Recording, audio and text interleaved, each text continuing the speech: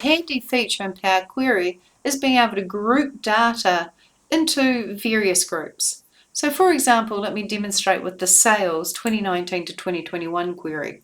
On the Home tab, you'll see a rather large button called Group By, and if you click that, we can actually choose in here that we actually want to group by month. And when we group by month, we want to create a new column, maybe called Instances. And I want to count the number of rows for each month, so I know how many brands were sold for each month, and OK. And so here I see in January was 32, February was 33, and October was 30. So you can actually group by a certain column. If I delete the grouped rows step, I go back to my normal data. Now let's say I want to group by brand.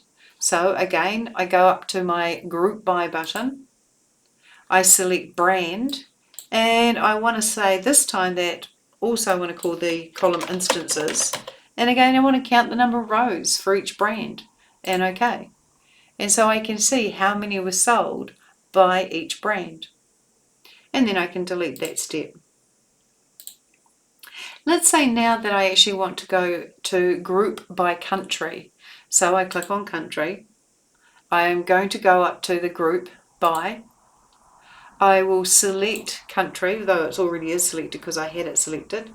And I'm wanting to say that I want to create a new column called Total Sales 2019, and I want to sum.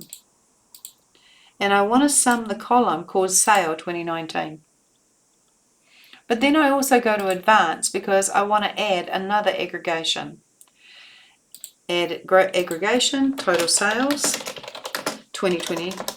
And again, I want to sum the column Sales 2020. Add another aggregation, and this is Total Sales 2021.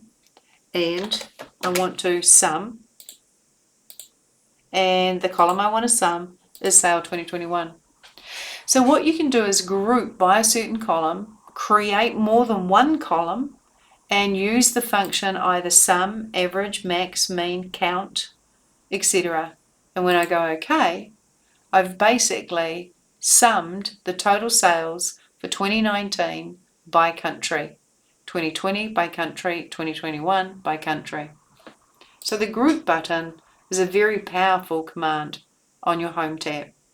And then I can delete that particular step to go back to having the data as it originally was.